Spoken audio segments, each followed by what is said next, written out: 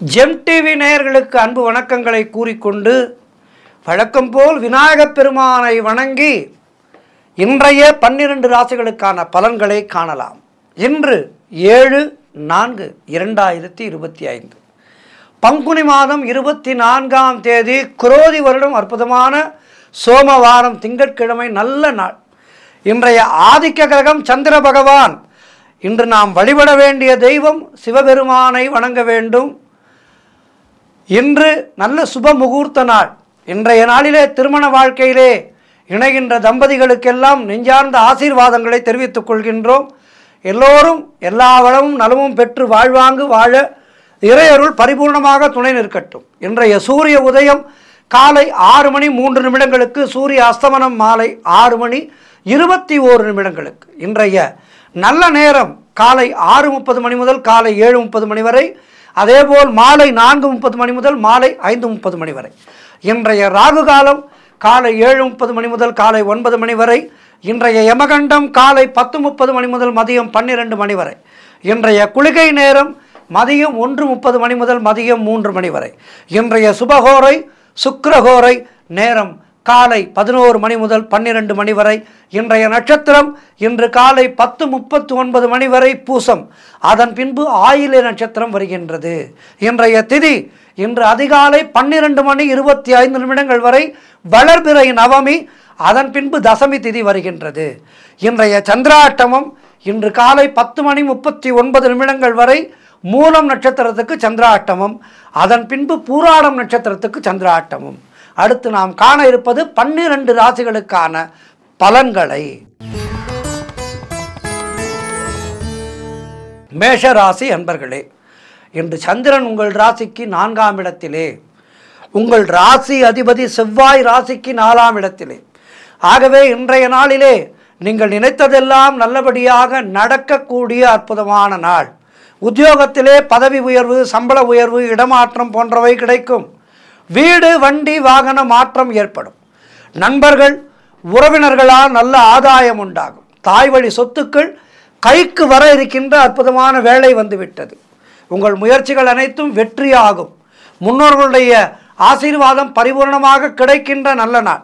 உங்களுடைய செய்தொழிலிலே நல்ல வளர்ச்சி உண்டாகும். பண பற்றாக்குறை தீரும். குழந்தைகளால் மகிழ்ச்சி உண்டாகின்ற நாள். வீட்டிலே சுபகாரியங்கள் நடைபெறக்கூடிய நல்ல நாளாக இருக்கின்றது. எல்லா வளமும் பெறுவதற்கு இன்றைய நாளிலே சிவ வழிபாடு செய்ய வேண்டும். வாழ்த்துக்கள். ரிஷபராசி அன்பர்களே, இன்று சந்திரன் உங்கள் ராசிக்கு 3ஆம் இடத்திலே, உங்களுடைய ராசி அதிபதி சுக்கிரன் ராசிக்கு 11ஆம் இடத்திலே இருக்கின்றார். ஆகவே இன்றைய நாளிலே பொருள் வரவும் தனலாபமும் அதிகரிக்கும். எதிர்பார்க்காமல் பொருள் வரவு தனலாபம் அதிகரிக்கின்ற நாள். கடன் பிரச்சனைகள் இருந்தால் அவை முற்றிலுமாக தீர்வதற்கான வேலை வந்துவிட்டது. அதேபோல் வேலை இல்லாதவர்களுக்கு நல்ல வேலை கிடைக்கும். நீண்ட நாட்களாக எதிர்பார்த்திருந்த காரியம் ஒன்று இன்று நல்லபடியாக நடக்கும். கணவன் மனைவிக்குள் இருந்து வந்த பிரச்சனைகள் எல்லாம் சரியாகி அந்யோன்யம் ஏற்படும். திடீர் அதிர்ஷ்டம் சிலருக்கு கை கொடுக்கும். புதிய முயற்சிகள் கைகூடும். வெளியூர் பிரயாணங்கள் வெற்றிகரமான லாபகரமான பயணமாக இருக்கும். உடல் ஆரோக்கியம் சிறப்பாக இருக்கும். இளைய சகோதரர்கள் மூலம் நல்ல அனுகூலம் உண்டாகும். அலுவலகத்திலே புதிய பொறுப்புகள் மகிழ்ச்சியை தரும். ஆகவே இன்றைய நாள் மிக சிறப்பாக இருக்கின்றது. மேலும் நற்பலன்களை பெறுவதற்கு இன்றைய நாளிலே சிவ வழிபாடு செய்ய வேண்டும். ஓம் நம சிவாயா என்ற 5 எழுத்து மந்திரத்தை சொல்லிக்கொண்டே இருங்கள். வாழ்த்துக்கள். மிதுன ராசி அன்பர்களே, இன்று சந்திரன் உங்கள் ராசிக்கு 2ஆம் இடத்திலே, உங்களுடைய ராசி அதிபதி புதன் ராசிக்கு 9ஆம் இடத்திலே. ஆகவே இன்றைய நாளிலே எதிர்பார்த்த விஷயங்கள் எல்லாம் நல்லபடியாக நடக்கும். பொருளாதாரத்திலே அபரிமிதமான வளர்ச்சி உண்டாகும். காரிய தடைகள் எல்லாம் விலகி காரிய வெற்றிகள் உண்டாகும். உடல் ஆரோக்கியத்திலே சிறப்பான முன்னேற்றம். வீடு வண்டி வாகன மாற்றம் ஏற்படும். குழந்தைகளால் பெருமை அடைவீர்கள். எடுக்கும் முயற்சிகளிலெல்லாம் வெற்றி கிடைக்கின்ற அற்புதமான நாள். குடும்ப ஒற்றுமை அதிகரிக்கும். சுப காரியங்கள் நடக்கக்கூடிய அற்புதமான நாள். தொழிலிலே நல்ல முன்னேற்றம் ஏற்படும். புதிய வேலை வாய்ப்புகள் ஏற்படும். உழைப்புக்கு ஏற்ற ஊதியம் கிடைக்கின்ற நாள். ஆகவே இன்றைய நாளிலே சிவபெருமானை வணங்கி முயற்சிகளை தொடங்குங்கள். வெற்றிகள் தேடி வரும். வாழ்த்துக்கள். கடக ராசி அன்பர்களே, இன்று சந்திரன் உங்கள் ராசியிலேயே இருக்கின்றார். ஆகவே இன்றைய நாளிலே பொருளாதாரம் திருப்திகரமாக இருக்கும். தொட்டதெல்லாம் பொன்னாகக்கூடிய அற்புதமான நாள். மனம் மிகவும் சந்தோஷமாக இருக்கும். அலுவலகத்திலே புதிய பொறுப்புகள் வேலை பளுவை ஏற்படுத்தும். உடல் ஆரோக்கியம் திருப்திகரமாக இருக்கும். வெளியூர் பயணங்கள் வெற்றியை தருகின்ற அற்புதமான நாள். பண வரவு அதிகரிக்கும். கடன் பிரச்சனைகள் முற்றிலுமாக தீரும். வேலை இல்லாதவர்களுக்கு நல்ல வேலை கிடைக்கும். நண்பர்கள் மூலம் அனுகூலம் உண்டாகும். நீண்ட நாட்களாக குழந்தை பாக்கியத்திற்காக காத்திருக்கின்ற தம்பதிகளுக்கு குழந்தை பாக்கியம் உண்டாகும். காரிய தடைகள் எல்லாம் விலகி காரியத்திலே வெற்றிகள் கிடைக்கும். எடுக்கின்ற முயற்சிகளிலெல்லாம் வெற்றி பெறுகின்ற அற்புதமான நாள். சிவ வழிபாடு செய்யுங்கள். வாழ்த்துக்கள்.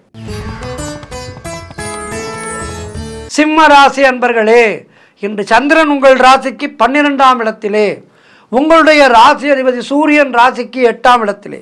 ஆகவே இன்றைய நாளிலே வெளிநாடு செல்கின்ற பாக்கியம் உண்டாகும். தொழில் சம்பந்தமான புதிய கடன் எதுவும் புதிய முயற்சிகள் எதுவும் இன்றைய நாளிலே கூடாது.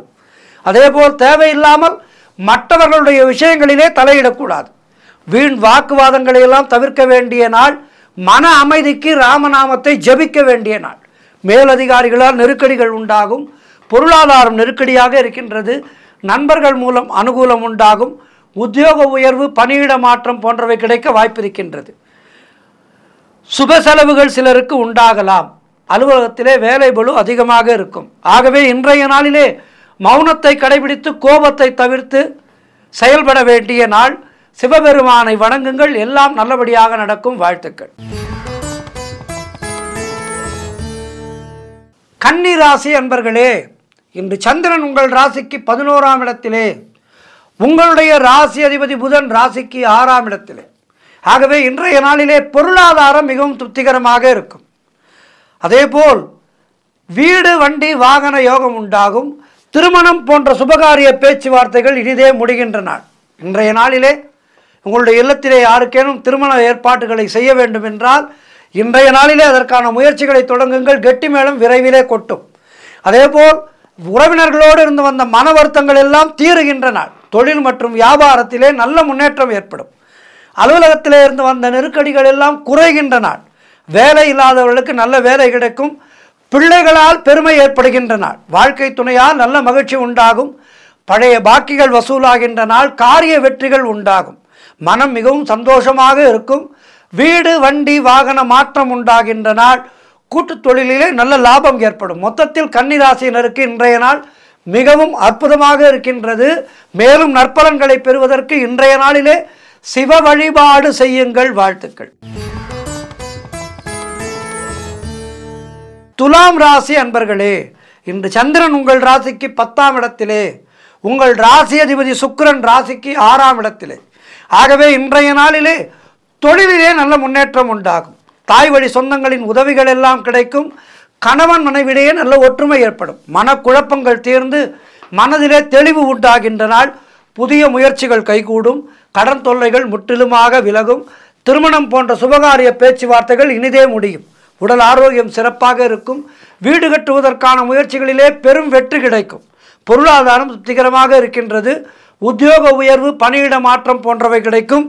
எல்லா வகையிலும் இன்றைய நாள் ஆகச்சிறந்த நாளாக இருக்கின்றது. மேலும் வெற்றிகளை பெறுவதற்கு இன்றைய நாளிலே சிவ வழிபாடு செய்யுங்கள். வாழ்த்துக்கள்.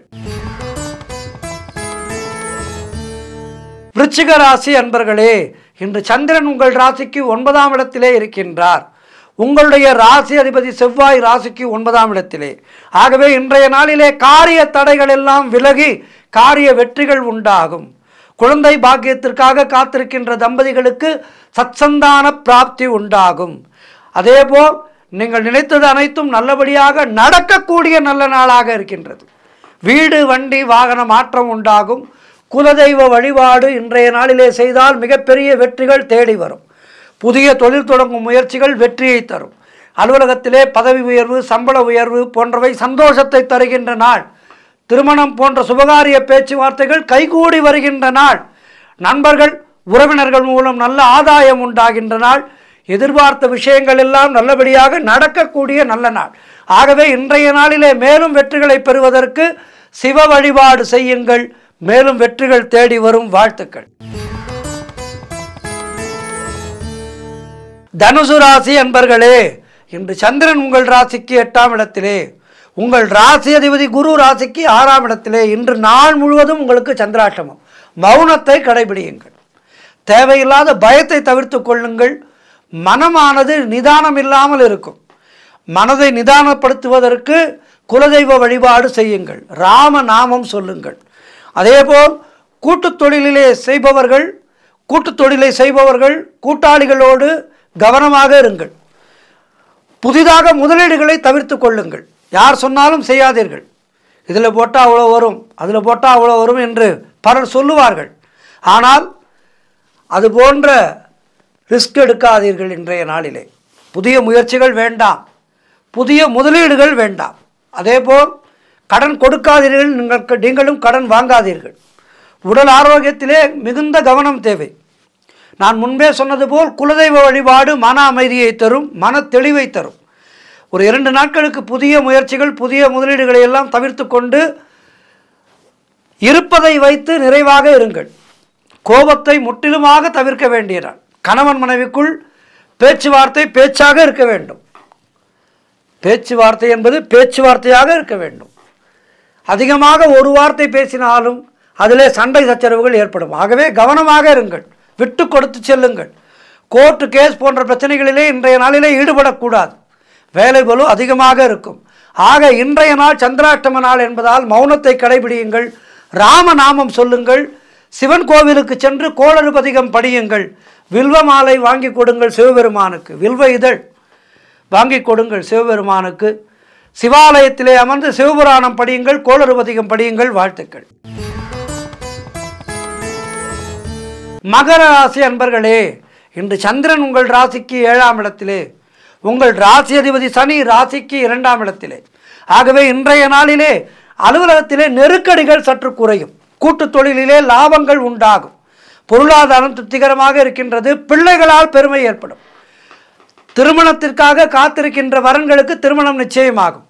பழைய பாக்கிகள் வசூலாகும். காரிய வெற்றிகள் உண்டாகின்ற அற்புதமான நாள். பூர்வீக சொத்திலிருந்து வந்த பிரச்சனைகள் எல்லாம் விலகி பூர்வீக சொத்துக்கள் கைக்கு வர இருக்கின்ற வேளை வந்துவிட்டது. உறவினர்களோடு இருந்து வந்த மன வருத்தங்கள் தீரும். கடன் பிரச்சனைகள் இருந்தால் அவை முற்றிலுமாக தீர்வதற்கு வழி கிடைக்கும். வாழ்க்கை துணையால் நல்ல மகிழ்ச்சி உண்டாகும். நண்பர்கள் உறவினர்கள் மூலம் அனுகூலம் உண்டாகும். ஆகவே இன்றைய நாள் சிறப்பாக இருக்கின்றது. மேலும் வெற்றிகளை பெறுவதற்கு, சிறப்புகளை பெறுவதற்கு சிவ வழிபாடு செய்யுங்கள். வாழ்த்துக்கள். கும்பராசி அன்பர்களே, இன்று சந்திரன் உங்கள் ராசிக்கு 6ஆம் இடத்திலே, உங்கள் ராசி அதிபதி சனி ராசியிலேயே. ஆகவே இன்றைய நாளிலே தொழிலிலே புதிய முதலீடுகளை முற்றிலுமாக தவிர்க்க வேண்டிய நாள். வேலை மாற்றம் ஒரு சிலருக்கு ஏற்படும். உடல் ஆரோக்கியத்திலே மிகுந்த கவனம் தேவை. தேவையில்லாமல் மற்றவருடைய விஷயங்களிலே தலையிடக்கூடாது. மேலதிகாரிகளால் நெருக்கடிகள் உண்டாகும். குலதெய்வ வழிபாடு வெற்றியை தரும். வீண் வாக்குவாதங்களை எல்லாம் தவிர்க்க வேண்டிய நாள். செய்யும் செயலிலே மிகுந்த கவனம் தேவை. பொருளாதாரம் நெருக்கடியாக இருக்கின்றது. புதிதாக கடன் வாங்காதீர்கள், நீங்களும் கடன் கொடுக்காதீர்கள். புதிய முயற்சிகளை தள்ளி போடுங்கள். கணவன் மனைவிக்குள் சண்டை சச்சரவுகள் வந்து போகும். நிதானமாக இருங்கள், விட்டு கொடுத்து செல்லுங்கள். ஆகவே இன்றைய நாளிலே சிவ வழிபாடு செய்யுங்கள். கோளறு பதிகம் படியுங்கள், சிவபுராணம் படியுங்கள், லிங்காட்டகம் படியுங்கள். இவற்றையெல்லாம் படித்து மனதை தெளிவாக வைத்துக் கொள்ளுங்கள். வாழ்த்துக்கள். இறுதியாக மீனராசி அன்பர்களே, இன்று சந்திரன் உங்கள் ராசிக்கு 5ஆம் இடத்திலே, உங்களுடைய ராசி அதிபதி குரு ராசிக்கு 3ஆம் இடத்திலே. ஆகவே இன்றைய நாளிலே வேலையிலே எதிர்பார்த்த மாற்றம் அமையும். உடல் ஆரோக்கியம் திருப்திகரமாக இருக்கும். குழந்தை பாக்கியத்திற்காக காத்திருக்கின்ற தம்பதிகளுக்கு குழந்தை பாக்கியம் உண்டாகும். உறவினர்களோடு இருந்து வந்த மன வருத்தங்கள் எல்லாம் தீருகின்ற நாள். முன்னோர்களுடைய சொத்திலிருந்து உங்களுக்கு வர வேண்டிய பணம் கைக்கு வரும். பிள்ளைகளால் பெருமை ஏற்படும். வெளியூர் பிரயாணங்கள் வெற்றியை தருகின்ற நாள். நல்ல லாபகரமான பயணமாக இருக்கும். தொழில் மற்றும் வியாபாரத்திலே நல்ல முன்னேற்றம் உண்டாகும். காரிய தடைகள் எல்லாம் விலகி காரிய வெற்றிகள் உண்டாகின்றன. மனம் மிகவும் உற்சாகமாக காணப்படக்கூடிய நல்ல நாள். பண வரவு அதிகரிக்கும். தொட்டதெல்லாம் பொன்னாகக்கூடிய அற்புதமான நாள். வாழ்க்கை துணையால் நல்ல மகிழ்ச்சி உண்டாகும். ஆகவே இன்றைய நாளிலே எல்லா சுபபலன்களையும் பெற்றுக்கொள்ளுங்கள். சிவ வழிபாடு செய்யுங்கள். வாழ்த்துக்கள். 12 ராசியினருக்கும் இன்றைய நாள் சிறப்பாக இருக்க பிரார்த்திக்கின்றேன். எல்லோரும் சிவபெருமானை இன்றைய நாளிலே வழிபாடு செய்து மேலும் நற்பலன்களை பெறுங்கள். வாழ்த்துக்கள். நன்றி. இன்றைய ஆன்மீக தகவல். எப்போதுமே தெய்வங்களுக்கு இருக்கின்ற அற்புதமான ஆற்றல், சக்தி இவையெல்லாம் தெய்வங்களுடைய அடியார்களுக்கும் உண்டு. கலிகாலத்திலே கூட யாராவது ஒருவர் இறைவனை அதிகமாக துதிக்கின்றார், இறைவனுடைய நாமங்களை சொல்லிக்கொண்டே இருக்கின்றார், முறையாக பூஜைகள் எல்லாம் செய்து தர்ம நெறிப்படி வாழ்கின்றார் என்றால் அவருக்கும் அற்புதமான சக்திகள் சித்தியாகும். இது அவரை இறைநிலைக்கு உயர்த்தும். நம்முடைய சமகாலத்திலேயே பார்த்தால் நிறைய மகான்கள் அப்படி வாழ்ந்திருக்கின்றார்கள். ரமண மகரிஷி எல்லாம் அப்படி வாழ்வாங்கு வாழ்ந்து இறைவனோடு கலந்து இறைவனாகவே வழிபடுகின்றவர்கள். அவரையெல்லாம் நாம் வழிபடுகின்றோம். ரமண மகரிஷி, சேஷாத்ரி சுவாமிகள், விசிறி சுவாமிகள் என்று போற்றப்படுகின்ற யோகி ராம் சுரத்குமார் சுவாமிகள், காஞ்சி பரமாச்சாரியார், இப்படி இவர்கள் எல்லோரும் ஒரு முத்துக்களாக மனித குலத்திலே இருந்து இறைநிலைக்கு உயர்ந்தவர்கள். அவர்களுடைய வாழ்க்கையை படித்து அவர்களை வணங்கி நாமும் அந்த இறைநிலையை பெறுவதற்கான முயற்சிகளை நாம் செய்ய வேண்டும். எந்த ஒரு உயிரினத்துக்குமே கிடைக்காத ஒரு பேரு மனித குலத்துக்கு கிடைத்திருக்கின்றது. இறைவனை வணங்கி அடுத்த நிலைக்கு செல்லுகின்ற ஒரு பாக்கியம் அது மனித குலத்துக்கு மட்டும்தான் கிடைத்திருக்கின்றது. ஆகவே அதனை நாம் சரியாக பயன்படுத்தி கொண்டு இறைநிலையை அடைவதற்கான முயற்சிகளை தொடர வேண்டும். இன்றைக்கு நாம் 63 நாயன்மார்களுடைய சிறப்புகளை பற்றித்தான் பார்க்க இருக்கின்றோம். சிவபெருமான் தன்னுடைய அடியார்களுடைய சிறப்பை உலகுக்கு உணர்த்துவதற்காக எத்தனையோ திருவிளையாடல்கள் செய்திருக்கின்றார். அந்த திருவிளையாடல்கள் எல்லாம் ஏதோ சிவபெருமான் தன்னுடைய சிறப்பை சொல்வதற்காக செய்யவில்லை. தன்னுடைய அடியார்கள், தன்னுடைய பக்தனுடைய சிறப்பை உலகுக்கு காட்டுவதற்காக ஆடிய திருவிளையாடல்கள். அதன் மூலம் அவர்கள் வெளி உலகுக்கு தென்பட்டு நாயன்மார்களாக வணங்கப்படுபவர்களாக ஆனார்கள். நாயன்மார்களை வணங்கினால் சிவபெருமானை வணங்கியதாக அர்த்தம். இப்போது கூட இந்த பங்குனி மாதம் பார்த்தீர்கள் என்றால் எல்லா இடத்திலேயும் 63 திருவிழா நடக்கும். மயிலை கபாலீஸ்வரர் கோவிலே இந்த திருவிழா என்பது கண்கொள்ளா காட்சியாக இருக்கும். 63 வீதி உலா. சிவபெருமானுடைய அடியார்கள், நாயன்மார்கள் ஊர்வலமாக வருவார்கள். 63 நாயன்மார்களையும் அன்றைய நாளிலே நாம் காணலாம். ஆக இந்த 63 நாயன்மார்கள் சைவ முனிவர்களாக விளங்கியவர்கள். இவர்களது வாழ்க்கை மற்றும் பாடல்களை எல்லாம் தொகுத்தவர் சேக்கிழார் பெருமான். மிகப்பெரிய அரசாங்க உத்தியோகத்திலே மந்திரியாக இருந்தவர் பாண்டிய மன்னனுக்கு. ஆனால் சிவனுடைய அருள் கிடைக்கப் பெற்று